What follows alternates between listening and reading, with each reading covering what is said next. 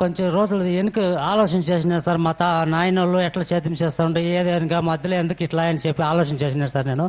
ఎందుకంటే భూమిలో ఎప్పుడైతే గవర్నమెంట్ ఎరువులు వేసి యూరియాలు డిఏపీలు వాడి పై మందులు ఎక్కువగా తీసుకుని కొట్టడం వల్ల సరిగా పంటలు రాదు.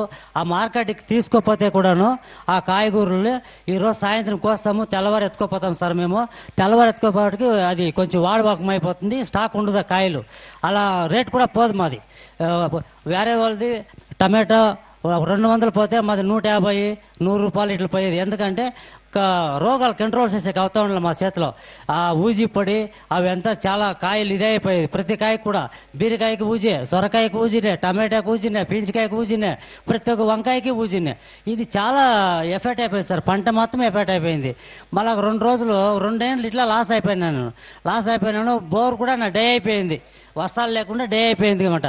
కలకుండా గమ్మున వెళ్ళిపోయేసింది. 2 ఏళ్ళు బీడి పెట్టేసినాను భూమి పెట్టేసి లాస్ట్లో మా భార్య నేను బెంగళూరు కూలికి వెళ్ళిపోయినాం. పొద్దునే పుష్పాలు వెళ్ళేది, సాయంత్రం వచ్చేస్తారు మేము. పిల్లలు స్కూల్ గవర్నమెంట్ స్కూల్ వదిలేసి వెళ్ళిపోయేది మేము. అంటే తెల్లవారు 7 గంటలకు వెళ్ళిపోదాము, సాయంత్రము 8, 9 గంటలకు ఇల్లు చేరుతాం సార్ మేము.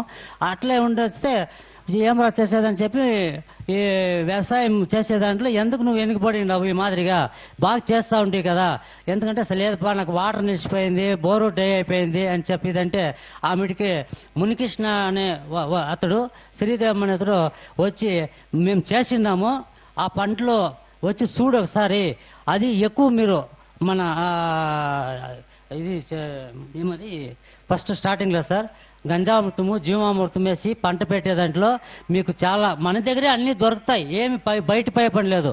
యాప గింజలు కానీ, యాపాకు కానీ, మన కానగాకు కానీ, కానగిత్తలు కానీ నాటెరువుతో మనం అన్ని చేసుకుని తక్కువ ఖర్చుతో మనం నీకు ఒక ప్లాన్ ఇస్తాం. నాకు సార్ 1 ఎకరా భూమి ఉంది అంతే, 1 ఎకరా భూమి పైన లేదు.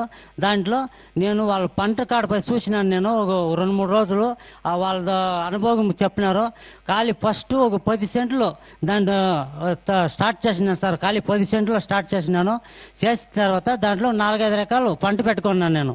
ఏమంటే ఆకుకూరలు, చిన్నగా కాయగూరలు చేసుకున్నాము. దాంట్లో కొంచెం బెనిఫిట్ వచ్చింది. మళ్ళా 45 రోజుల తర్వాత ఇంకొక 1/2 ఎకరా సార్ నేను మళ్ళీ దుక్కు చేసి పెట్టుకున్నాను సార్. నేను దుక్కు చేసి పెట్టుకున్న తర్వాత మళ్ళీ ప్లాన్ వచ్చింది సార్ మాకి, దాంట్లో ఏం వేస్తే బాగుంటుంది అనేసి.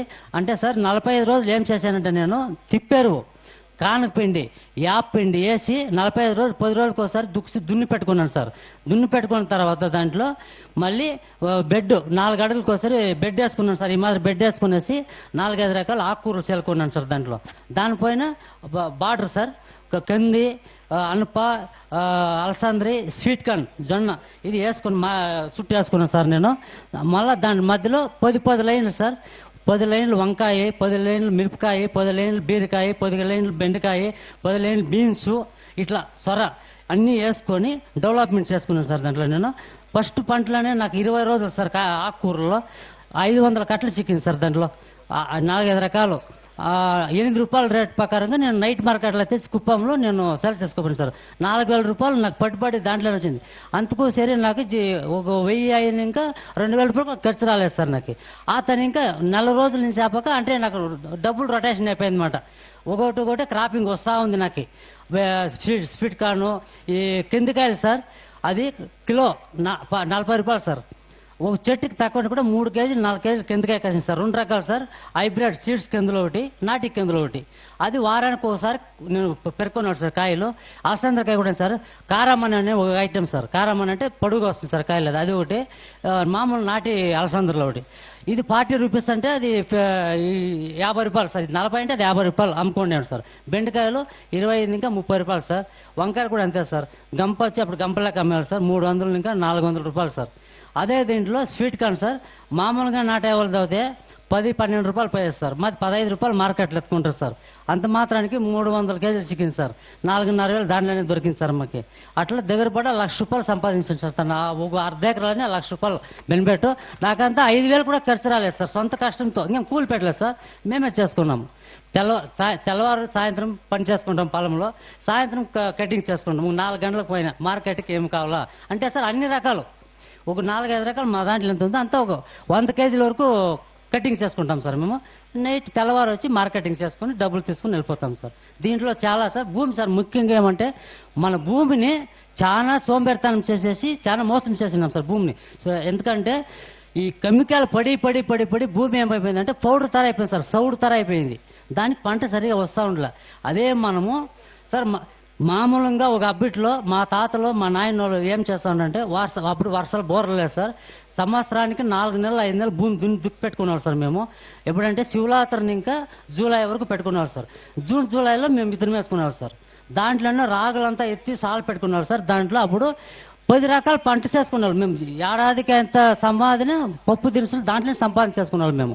కంది, అనప, అలసంద్ర, కొర్ర, సామ అన్ని చేసుకొని దాంట్లో చేసుకునేవాళ్ళు. అప్పుడు వాళ్ళు ఆ పద్ధతి మళ్ళీ తీసుకొని రావాలా మనము. భూమిని మనం సారాంశం తీసుకొని వచ్చి భూమిలో ఆ భూమిని ఉత్పత్తి చేసుకొని మనము మంచి ఆ ఆహారంని తింటే ఇప్పుడు మాకు ఇదైంది సార్. మనం కూడా సార్ మా పాపకి వండుకున్నట్లు వైట్ బెల్ట్ సార్ తెగిపోయింది. మా మనమరాలకి తెగిపోతేనే ఇమీడియట్గా తలకాయ నొప్పి వచ్చేసింది సార్. తలకాయ నొప్పి వస్తే సిఎంసి హాస్పిటల్కి ఇమీడియట్గా వేసుకోపోయినాం సార్. ఇంజక్షన్ 50,000 రూపాయలు. అప్పటి నుంచి మాకు అనిపించింది సార్ మనము ఎందుకంటే తినే ఆహారంలోనే మనకు తొందర అవుతా ఉందనేసి సార్ 10 పరింగ్ సెట్లు సార్ మా తోటలో. డైలీ మా పాపకి డాక్టర్ చెప్పినారు సార్ రోజుకి ఒక టీ కప్పు ఆ పరింగాకని పిలిచి కప్పు ఇవ్వండా మంచి దాంట్లో రిజల్ట్ వస్తుంది, క్యూ ఫుడ్స్ ఇవ్వండా ఇది వస్తుంది అని చెప్పినారు సార్. అప్పుడు ఇంకా ఇప్పుడు కొంచెం బాగా ఆరోగ్యం ఉంది. ఇప్పుడు సార్ సార్ మా అమ్మ మేడం భువనేశ్వర్ మేడం వచ్చింది సార్. మేము హాస్పిటల్ ఖర్చులంతా ఇచ్చినాం సార్. దయచేసి మీ దయ వల్ల మా పాపకి 3,53,000 ఇచ్చినారు సార్ మేడం మా పాపకి హాస్పిటల్ ఖర్చులకి. మేము జీవితం మాత్రమే తెలుసుకుంటాం సార్ మేము. కానీ సార్ నేను బూత్ ఇన్ఛార్జ్ చేస్తా సార్. మన గౌరవనీయులు మాకు చాలా సహాయం సార్. ఏమొక పని సార్ చెప్పినా అర్ధరాత్రిలో మా కష్టం అంటిపోతే కూడా సారు అప్పటికప్పుడే పలకరిస్తారు, గ్రామానికి వస్తారు, ఇంట్లో కూర్చోంటారు అంతే సార్. మన ప్రజా దర్బార్ మీటింగ్ పెట్టినాం సార్ సోడగనపల్లిలో. చాలా ఎక్సలెంట్గా మేము సక్సెస్ చేసినాం సార్. సార్ వాళ్ళంతా వచ్చినారు, మన స్పెషల్ ఆఫీసర్ సార్ గారు వచ్చినారు, వాళ్ళంతా కూడా చాలా చేసినారు సార్. Thank you.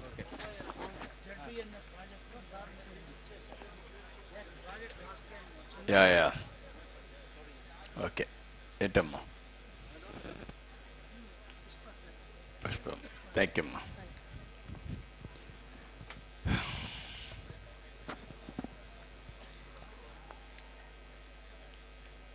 అందరికీ నమస్కారాలు.